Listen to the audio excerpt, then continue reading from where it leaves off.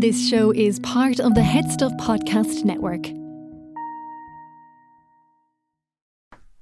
All right, how you getting on? You well? You well? Blah, blah, blah, blah. How's things? You good? Hi, Tony Cantwell here. Tony Cantwell, star of Last One Laughing Ireland. I'm sorry, I will stop talking about it later. I have no oil. Give me one more week. Come on. I'm on the telly, technically. Streaming on Amazon Prime. Last One Laughing Ireland. I want to talk about that today. I was very lucky enough to be one of the 10 contestants in Amazon Prime's first ever Irish production. And it was a lot of fun, and I was talking about it loads last year. It's finally out, and I like it, and I'm proud of it, and I had a lot of fun doing it. It's kind of weird, though, because it's like out now, and I did it like last May. So it's kind of like, you know, like when you're a kid and like you're away, maybe if you have a birthday during the summer, and like, you know, you're away in like the Canaries, and you come home, and then you get loads of presidents. You were away in Gran Canaries. I was trying to do Trump there. I fucked it. So bad. He came in, I went to the Canaries and says, wow, this is a great place. I can't do Trump. Hi, little buddy, I seen you just come back from the Canaries, man. Clinton, I can't do any of them. But I tried, and I leave the bad ones in. So that's it endears me. It endears you to me. Seeing me fail doing accents. Anyway, I'm just saying, when you're away on holidays and you come back and it was your birthday in the Canaries and you come back and you get loads of presents when you come home, that's what it kind of feels like now. Getting some sweet kudos from something I did like 8 months ago. You know, it's nice. So I will stop talking about that, but I'm not going to stop talking about it this episode. I'm going to actually answer some questions, because it was a big production. It's crazy. You go into this big house, huge studios where they shoot Dancing with the Stars, and it's a massive, almost like Big Brother house. Graham Norton is there, a load of celebrities. There's a lot of work that goes into making it. I mean, our work was just very brief. It was just essentially 2 days, you know, one day kind of interviews, and then another day of actually just going into the house. So there's a lot more work of a lot of people behind the scenes. You know, Kite Entertainment and their producing team, Play the Blind are putting it all together. But there's a lot that goes into it, and like obviously not everything. It's a long shoot, and not everything makes it in. So I thought I'd put the feelers out, guys. You can call me a little millipedo because I'm putting the feelers out. No, not a pedo thing. Not a pedo thing, but you know what I mean, like antlers or whatever. What are fucking bugs have? Antlers or whatever. Put the feelers out and asked if you had any questions about it. If you want to talk about me a bit more. Look, give me this one more week, and then I won't stop talking about it. But I won't talk about it, I won't talk about it as much. So I did ask, but I want to just say one thing. If you just are going to click off this episode, I actually talked about this last week's bonus podcast, which you can actually subscribe to and listen to over on Headstuff Plus, headstuffpodcast.com. You can go find my podcast there. There's a bonus Cantwell shit show every single Friday. I put another episode out, so you can listen to that for the price of a pint, only a £5. Actually cheaper than a pint. Grogan's Prices, formerly Grogan's Prices. You can listen to my podcast. Also, Young Hot Guys is over there, so you can support both if you like. But you support mine first, and then give whatever, if you need to give an extra bit as well to them. That's fine. You know what I mean? They're doing fine. We're doing okay over there. Anyway, listen, no, come here to me. No, spread the love. Whatever. But the reason I say that is I was talking about the 6 Eurovision entries. All right? And I'm not talking about 6 Johnny Logan buttholes. Entry. Exits, more so. If you poop. If you do poop, that's more of an exit. If you use it mostly for poop, some people don't. Anyway, sorry. What I'm saying is Ireland have 6 potential candidates that they're going to send to the Eurovision, and they're going to be performing on Keelty on the Late Late Show on Friday. And I wanted to give you my 2 cents. Please vote for either Ailsha's Gotubin or Bambi Thug. Either of those. They are cool, awesome, cyberdog, gothy, rock, kind of Trent Reznor vibes. It is exactly the sort of thing that we need to be sending to the Eurovision. Please do not send the Louis Walsh-backed pop act. The other songs are bangers. I have to say, it is probably 6 of the 5 of them. I would probably be happy, but I really think that those 2, Bambi Thug and Ailsha, are the ones that will do well. on the stage. They're very on the world stage. We don't fully understand what's going on in Europe. We call ourselves European, but we actually, even though we're known for our drink and our clubs and our night, we're good drinkers, but we're not very good at the nightlife, and in Europe they are very good at the nightlife. All right, on continental Europe there is a whole culture of people who are just allowed drink and get rowdy or maybe not even drink, but just stay out and party and do loads of things up into the all hours, raving and doing all this kind of stuff. Sounds so old, but what is authentically going on in, contemporary culture is not very reflective of what I'm saying. Is there's a lot of weird fucking freaks in Europe and they love that shit, right? We don't get to be that freaky because they cut us off, right? Because the fucking doll are cutting us off, or maybe we just have an issue with drinking, whatever it is, and we need to be cut off. Maybe if we could drink more responsibly, we could stay out at 24-hour clubs. Either way, the point I'm making here is these are two really good acts. Particularly, I think the Ailse Kotubin song, I think we get a great kick out of it. She's there singing like rudimentary, I will fail my fucking leaving cert, my junior cert, oral exam here. By delivering this Hain Do Tree Shock Here, I forgot Kuig there and Shay, but that's the point I'm making. She's singing very rudimentary Irish to an absolute fucking banger of a bop, and then Bambi Thug is a little bit more contemporary. It's got a great fucking hook and it's one of those songs that you want from a Eurovision song, Bambi Thug song, because it's one of those it's like, all right, this is weird. Actually, hang on, this is class. Any song that does well in Eurovision starts with, okay, you have my attention because it's weird. Actually, this is a fucking bop, So please vote for either of those. Please do not vote for the Louis Walsh-backed boy band. They have a song and the name of they're a band and the name of the song. When you have a band and the actual single, the names are like interchangeable. I think they're called like One Day More with Love Is This. You know what I mean? They're like both 3 words. Either of them you could swap them out. This is Love with, I don't even remember the name of the band now. I literally just said it. With the greatest respect, anyone who wants to represent Ireland, I love you. Great job, right? Thank you. But don't send pop, please, this year. We got some crazy cyberdog rocker freaks that we need to be sending. And I think they're going to do very well. I don't think they're going to get the vote because I do not think that the Late Late Show, I like Guilty, I'd love to go on there sometime. I do not think the Late Late Show is the best place. I think we should have a place we can vote online. I think it is an old... it's much better than them just picking the act and sending it. Whatever Westlife member needed the money that month that gets a songwriting credit. Do you know what I mean? I know that was the old model, and I'm glad we're away from that. Just them picking the act, but I think that they sent Wild Youth last year, and again, love you boys. Thank you for your commitment, but please don't be sending that kind of. You need to send something very different this year. And I think we need to stand up and vote for either of these two freaks who I love. Okay, so that's my 2 cents on that. Okay, so I was in Last One Laughing Ireland, and it was a tremendous show, and I had a wonderful time.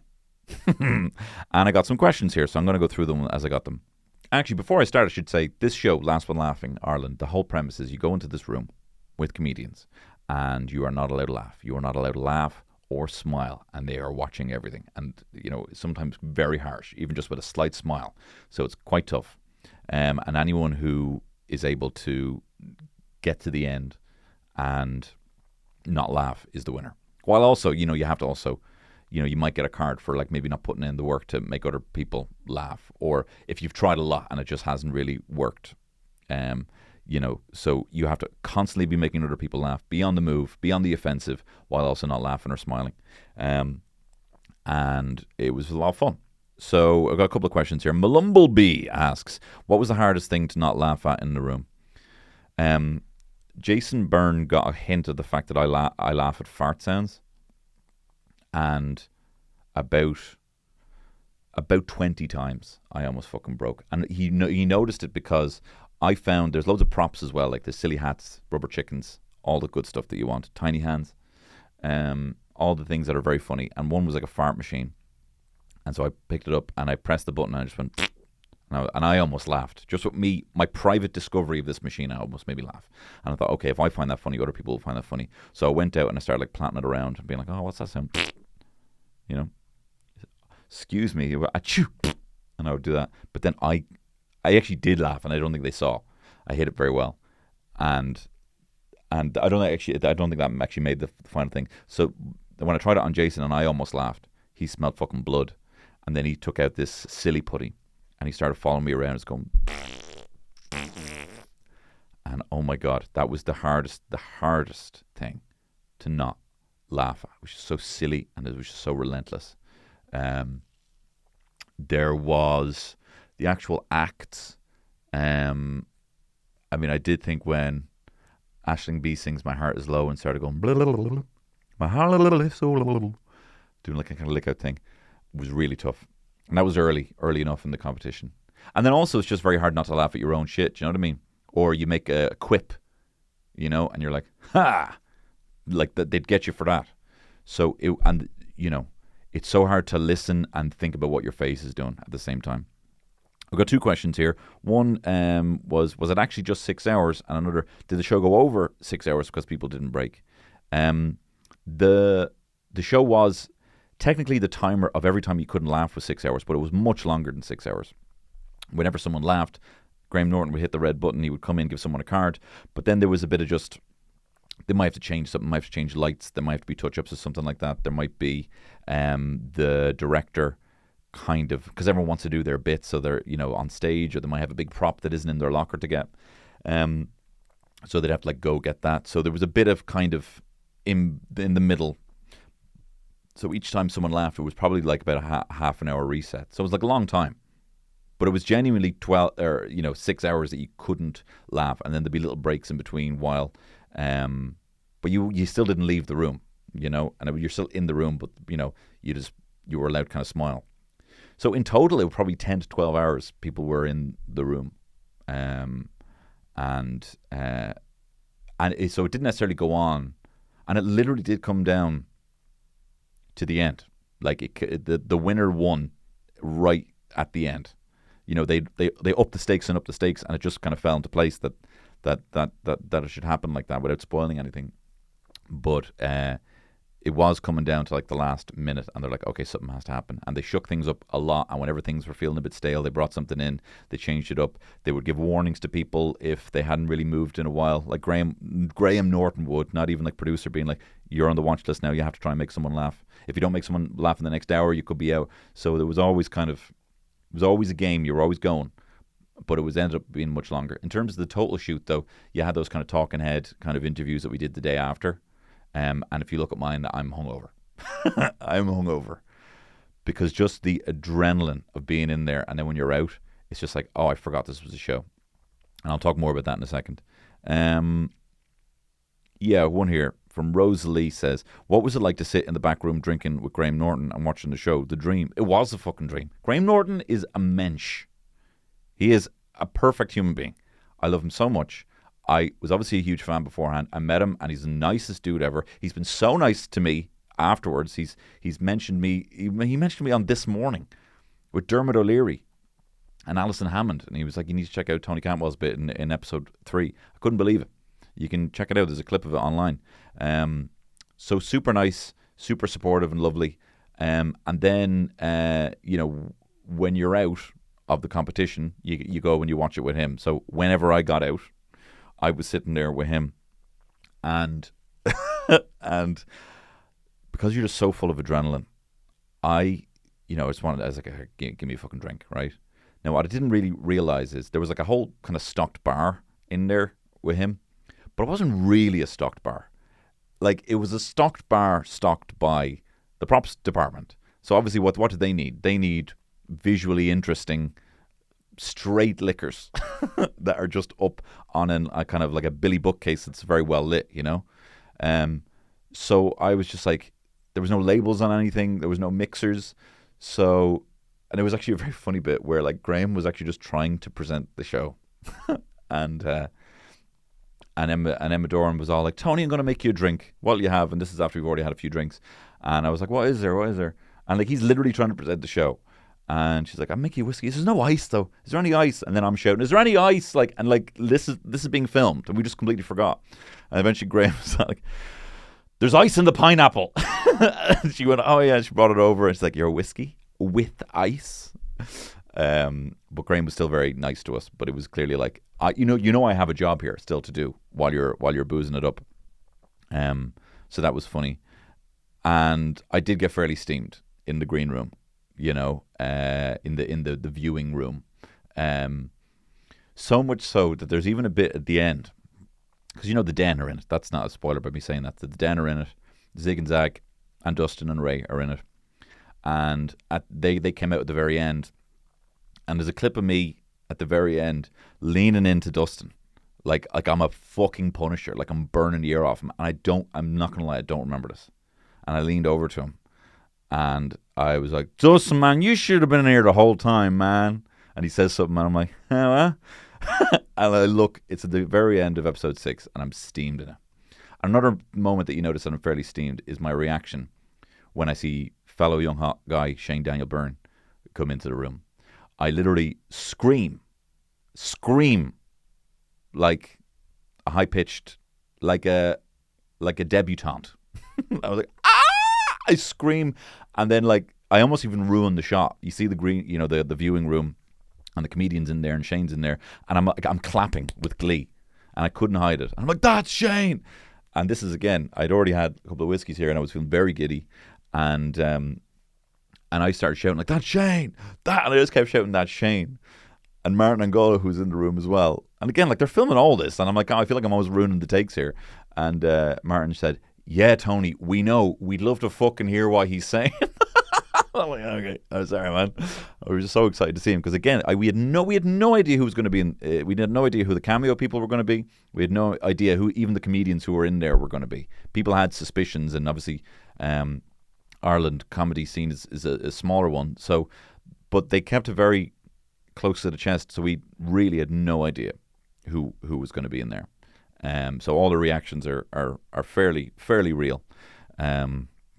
Like I had no idea Dave McSavage was going to be in there, and I was very surprised to see Dave McSavage in there. Now I will say this: one of the questions was, what other comedians did you find the funniest? Did anyone surprise you? Like Dave McSavage did surprise me in just how kind of sweet and kind he is, and how funny he is. I always knew he was funny, but my first impression of him was when he like bullied me. He used to be like a busker. He would be busk outside Stephen's Green Shopping Centre, and everyone who would walk by that kind of junction, he would just fucking lay into. And he must have called me a hippie like a million times because I had long hair, to walk around a little goth. So I was always like, and it even turned me off watching The Savage Eye, which is the greatest Irish sketch show that's ever existed, The Savage Eye. And it's incredible. And only I kind of found it later in my 20s because I was kind of like, that guy, the guy who made me feel like a little, like the guy who called me a hippie. You know, the guy who embarrassed me in front of maybe a girl I was going for a meet with. And maybe the reason I was a frigid is because I couldn't really follow through on that because of Dave McSavage. So that did surprise me, and it was incredibly funny. So again, when I see his reaction, and I even said in the talking head bit, I don't know if that made the cut, I was like, I'd be terrified to see Dave McSavage in there. I was not lying. And he's lovely. Someone said, Louise says, what was the food situation like? What was the food situation because it looked class? There was a lot of grub. I didn't really eat much though, because you're kind of just like when do maybe it's because I link food with joy, that it was such a joyless place for a while. Like sometimes it just felt really joyless, because you kind of have to force yourself to feel no joy. You have to just objectively look at, okay, there's Jason Byrne on a tricycle jumping over to, London buses. You just have to. So it was weird. You're kind of eating with people. I will say this though, there was a moment where a lot of the comedians were still in there, and I wasn't at this point, and they were like having a meal, and me and another comedian. All right, I'm just going to spoil it, right? I'm going to spoiler. Is that all right? Spoiler. Hopefully you've watched it. Me and Emma Doran, I think, were out, and we were like tucking it to the drinks, and there was no food. Like the catering was in there, and so there was kind of like no grub for us. So we were just like watching these people eat their dinner, and we're like, all right, fuck this, we're gonna have a bit more to drink here. So the food situation was good while you were in there. And of course, Graham is a consummate professional, so he wasn't, tucking into the bar. He might have had like a glass or two or something, but like he wasn't obviously, he had his adrenaline just shot through. And, that kind of feeling where it's almost like the first drink on your birthday kind of vibe. That's what I kind of felt like in the green room. Also, he's just there. Like, Graham Norton's there. You're like, I didn't get that steamed. I mean, I'm probably exaggerating a bit much here. Although I did get so steamed that on the way home, they dropped me home in like a bus. They thought more people were going my way and they weren't, so they dropped me home in like a minibus, and I had him pull over on the side of the road so I can go and get a Romeo's. And they're like, here, bro, do you mind pulling over here? And he's like, what? Just pull over here for a second. I'll be out in like 10 minutes. A bus on the side of the road while I'm getting the Romeo's. And when I told my wife what had happened, I came home drunk with a Romeo's, and other takeaways are available, by the way. And she's like, what happened? And I'm like, well, after I almost laughed when Zig and Zag wrote a custom joke for me, and they were like, what? Then Krista Berg came in, and she's like, what are you talking about? And he sang Lady in Red personally to all of us. And she's like, did you just write down your dream 10 minutes? Like, what the fuck are you talking about? This did not happen. And I was like, I smiled when I saw Krista Berg. And it was like, what? How is that a day of work? How is that a day of work? Insane. So yeah, I was fairly steamed. What was the answer to that? The food situation was good. The food situation was very good. There's a lot of grubbing there. Another one asks, do you think you got away with any sneaky laughs or smiles that weren't seen? Yeah. There's even a bit where I put my hand over my face and I am laughing. And maybe they were being generous, but it's hard, there was like dozens and dozens of cameras, and there's like glass all the way through this room that's just built in the middle of the studios at the shoot Dancing with the Stars, and it's kind of like two-way glass, and everyone's watching everything. So you've got like multiple camera people watching from different angles, and of course they're not going to catch everything. But yeah, I definitely think there was a few sneaky smiles. Even rewatching it, there was a few smiles from other people that I think they were like, no, do you know what? If we give it to them now, it's going to be too quick, and they'll be out of there. Finch Toby says, please tell me you still have the cat suit. Oh, do I ever? And that is not the last you have seen of Tugger Me Shimbers, the sexy cat. Actually, I'll tell you a bit about that, because there's another one here from Ross Fitzpatrick says, when did you begin prepping bits? Was Rasher purpose built? And sexy cat. Tony, I fucking died. Thank you, Ross. I'm not going to lie. The sexy cat that you see in the show is an idea that I've had in my head for about 7 years. And there was kind of like, I didn't know I was going to get the show, because I probably would have been, I have the least TV credits to my name of anyone, I think, in the show. So I went in, and I was, I think, one of the last ones to be cast for it. And they went and met David Noble and Laura Green in Kite, and Stephen Bradley, who was directing it, and then Darren, who runs Kite. And they were kind of like, all right, so what do you have as your ideas? And the sexy cat was like the first thing. I was like, I want to be a sexy cat. I want to be called Tugger Me Shimbers. I want to be the lead professional exotic dancer at a strip club just for cats. And literally every single word that I say in the show, bar maybe a few extra bits, like, you scratch my back, I'll scratch your dick. That came later. But everything I kind of said was in the room. I don't know. It's always something I've had to do. And then I was an amazing opportunity. They were like, great, you're doing it. And I'm like, I can't believe this. And they really helped a lot. Laura had like props build, 8 nipples that would squirt milk, a strip club scratching post pole, where a lot of good improvisation came from. Jordan Daniel as well helped me when I was doing the choreo.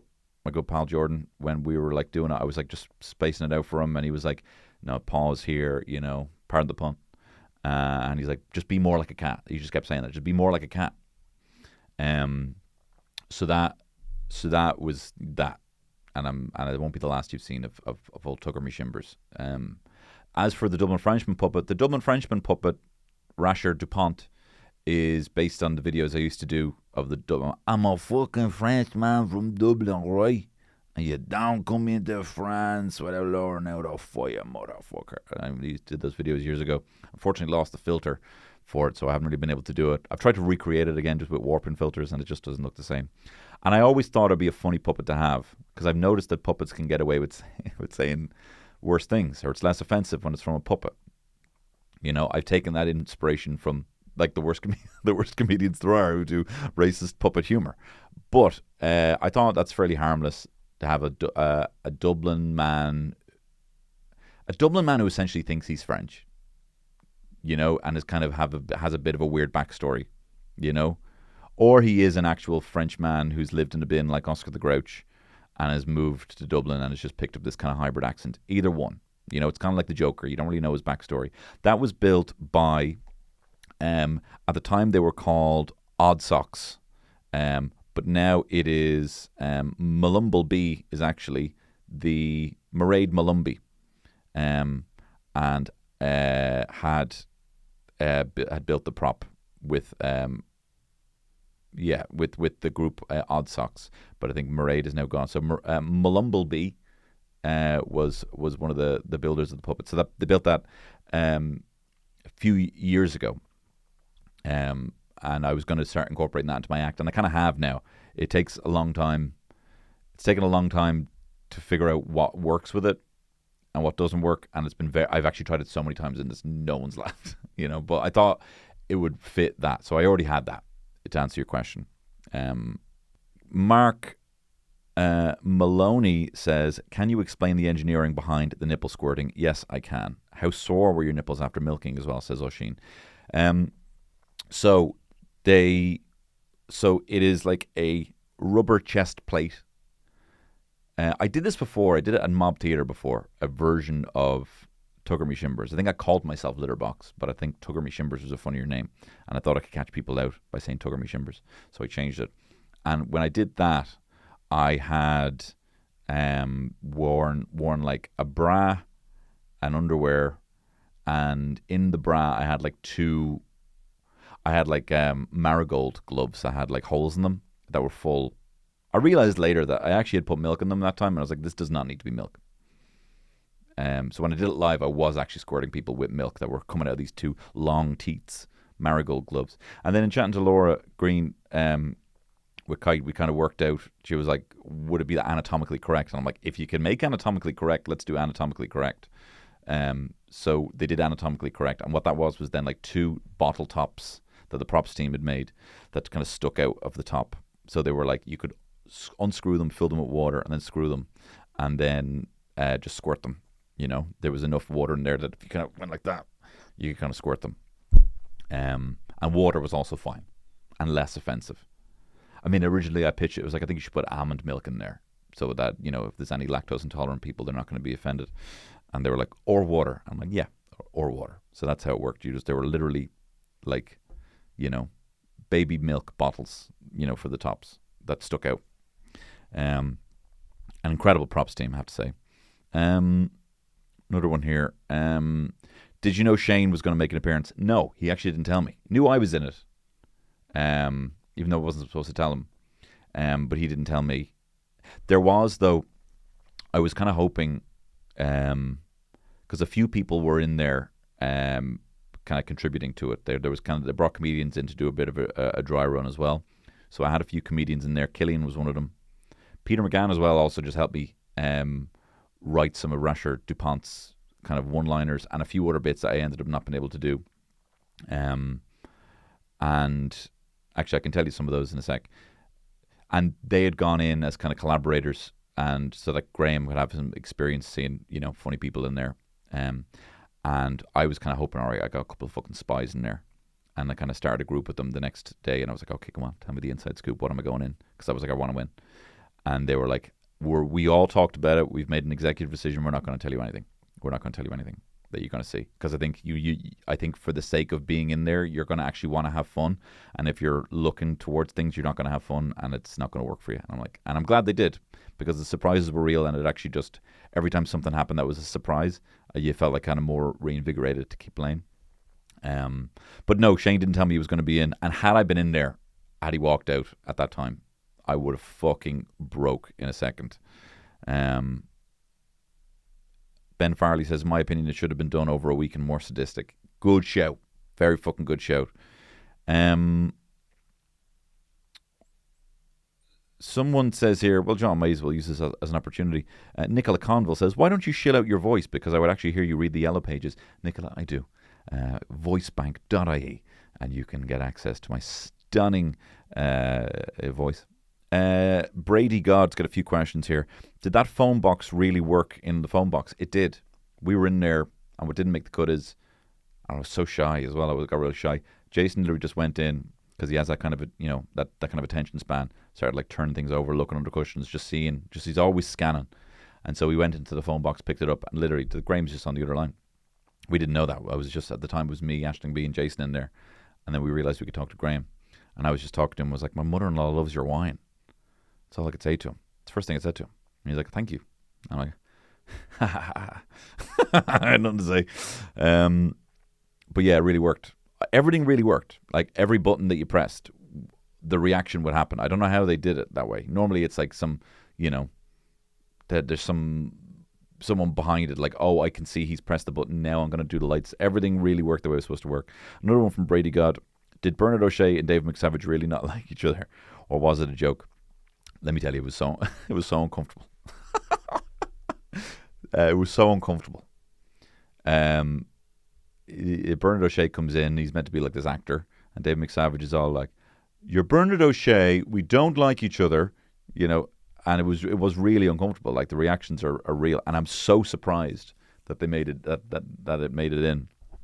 But that's just the great thing about Dave McSavage. He just doesn't have he's literally the exact same in a room for a game show or in the green room when we're just having our canteen, we're having our canteen lunch or whatever. Or if he sees anyone, he's like, I know you. There was a bit earlier where Ray Darcy comes in with the den. And he just goes, Ray, I texted you last week, you never got back. And I was like, why are you doing this? Why that's not going to make the cut?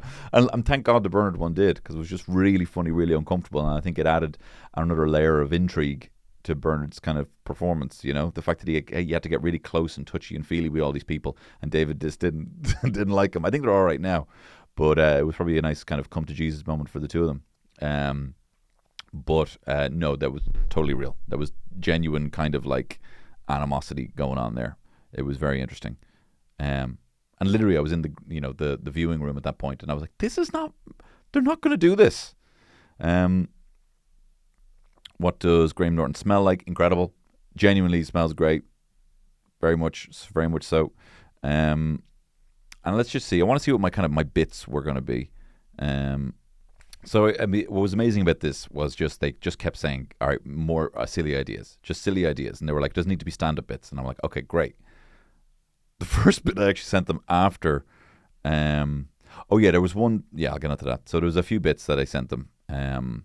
One was, so the first thing was Sexy Cat. And then I came up with a couple of other ideas. And then they wanted a list of ideas. So I think one I had was, they liked it, but they thought that it wouldn't be good on camera. I was going to go in with like a business card, right? And I was going to ask other contestants. I was like, "Here's for anyone else. Like, do you ever get like Google alerts with your own name, but like it's like someone else?" And I was like, "Because I have this, because like there's a hurler and Tipperary that I'm always getting Google alerts for, and actually there's another Tony Cantwell out there who's a pediatrician, and when I tell people my name, I'm constantly having to say, not a pediatrician like Tony Campbell, but not the pediatrician. And actually, it happens so often. I put out my business card, and I was going to show them the business card that said Tony Cantwell, not a pedo, which I thought was funny. I had another bit. I'm very good at making balloon hats, like hats. So I had a whole bit where I was just going to walk around as a kind of a bit of a raver, and like the whole thing is all like, I've been dancing for like 4 days as a raver, and like I just make really silly long gesture hats out of balloons. There's one shot where I'm kind of wearing a balloon hat, but I didn't really kind of follow through on it. I was going to bring in pictures of my kids and make their eyes really small. I'd be like, here, look, it's my son. I'll miss him. Because it actually was Sonny's birthday that day. I was like, it's his birthday today. Can you believe it? Which I thought was funny. One that did make the cut, which I didn't. No, it actually did make the cut. It was in it as well. Was this trick where I was going to be like, you know that game that you play where you put your hands together and you look inside? You make like a V with your hands together, and then you put them in another V of someone else's hands, and then when you open it, it's meant to look like a fanny. So I was doing that, and I got Paul Tylak with it, and I opened it, and they'd gotten me a silicone, this is very important, vulva. We couldn't say vagina. Vulva. That like tattoo artists use to practice tattooing on, or no, that piercing people, like ear piercers, vulva piercers practice on. So it was like an anatomically correct silicone puss, and I was gonna like show it in my hand, being like, so here, let's play that game where your hand looks like a vagina, and then I opened my hand and revealed there's a vagina in there. So that was another one. But that did make the cut. I was going to do some of my material. I have a song about the more pints I drink, the more shy talk I do. I was going to do that in there. Another bit I had was like I was going to come in there. They'd actually built a typewriter that I could wear on my chest as like a harness and like I could type with, but that was on straps. And I was going to wear I had like fake cigarettes and like a kind of a film noir hat, and I was going to follow people around, being like, you know, Jason Byrne walked into my office like a cool breeze. He was desperate. This was clearly his last shot of fame. You know, I was going to call people washed up loads. You know, with a typewriter. And I had that there in the locker. I just didn't have enough time to actually get in and do it, which was a shame. So there was a lot of bits. Anyway, I'm going to do 3 more questions. Afterwards, were you in a tense state to not laugh, like extended blue laughter balls? Because you kind of took a bit of a break and you could kind of just check in with people, it was kind of essential. I think if you didn't have those breaks and you couldn't laugh when people were out, I think it would have... Because at some point, for me anyway, there was periods where I actually just found it kind of easy, and not because people weren't funny. I was like, I knew everything they're doing was objectively funny. It was just you almost had forgotten. You kind of got into this state. You kind of got a bit sad sometimes, and then something would happen to take you out of it. Normally you'd have that, and then you'd have a bit of a break because someone else has laughed, thank God, and then you can kind of laugh again, check in with everyone again, and just kind of exchange that kind of social currency that is so essential of laughing.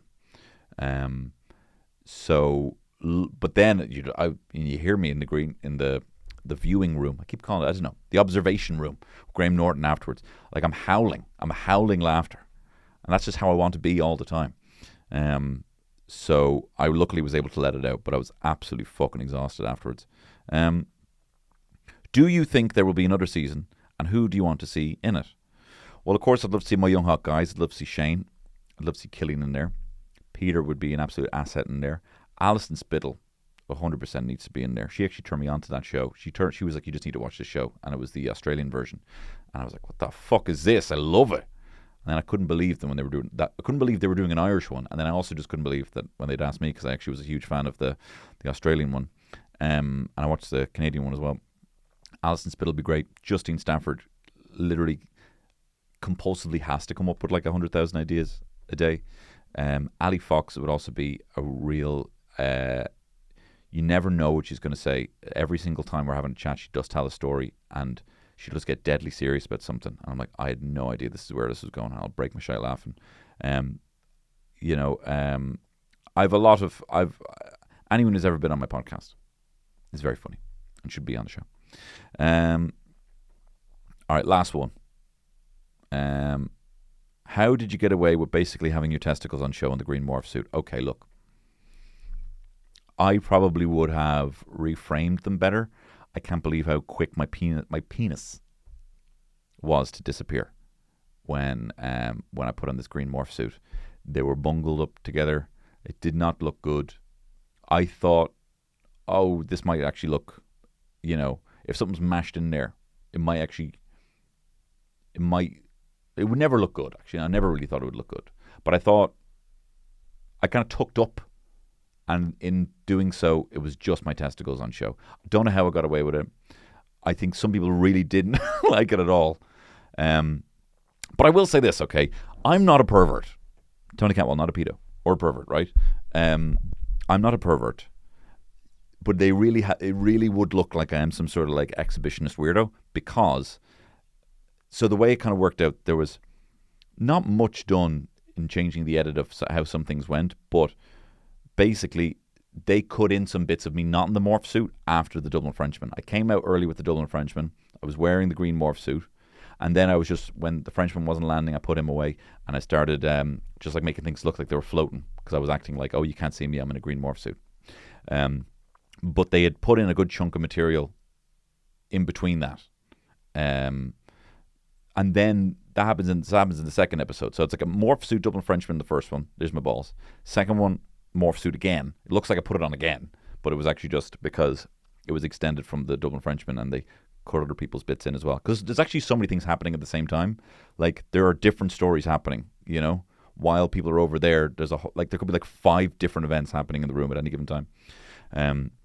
So then the second episode is me in the morph suit again, and then the third one was me in a sexy cat outfit, and it really makes me look like you have an agenda here to be seen, right? Which I, if it happens, it happens. I don't. But yeah, I don't know how I got away with it. Delighted I did though. And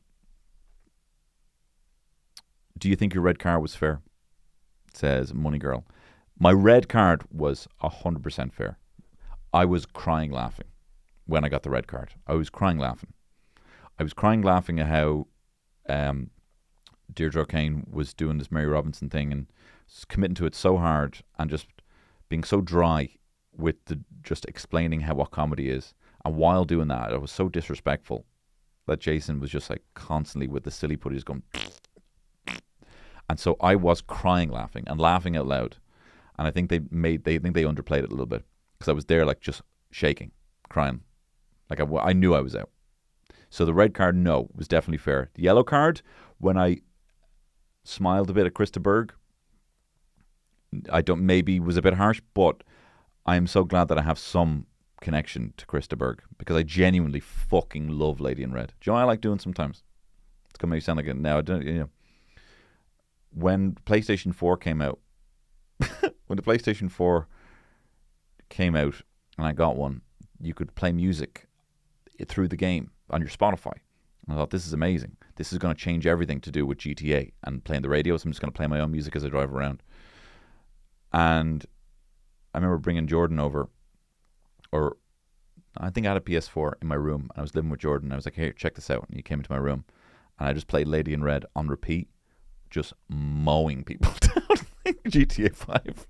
Just like running people over constantly, like hundreds of people. I listened to Lady in Red on repeat. I just thought that was so funny when I was doing it. But I've always loved the song. I've loved Lady in Red, the song, since your man did Stars in Their Eyes. And he sang it with Krista Berg. And your man would he was like cheek to cheek, touches his cheeks. I love that song so much. And I used to sing it all the time to my unborn son. And also to my wife whenever we walk home somewhere drunk. I'd sing Lady in Red. In fact, I have a Spotify playlist of songs we'd sing at the top of our voice walking home from a night out. And Lady in Red was up there, number 1. So look, thank you and pardon I appreciate, thank you for your understanding in my week of pure self-indulgence. Back to my normal bullshit next week. But that was Last One Laughing Ireland. I hope you check it out. It's on Amazon Prime Video. And number 1 in Ireland as of me saying this today, which is very exciting. Take that, Reacher. Although I'd give him a Reacher around any day. He's so big. Although I'd like him to spoon me. So I would actually be the one getting the Reacher around from Jack Reacher. Whatever. Thank you. All the best. Bye-bye. This show is part of the Head Stuff Podcast Network, a hub for the creative and the curious. Shows are produced in association with Head Stuff and the Podcast Studios Dublin.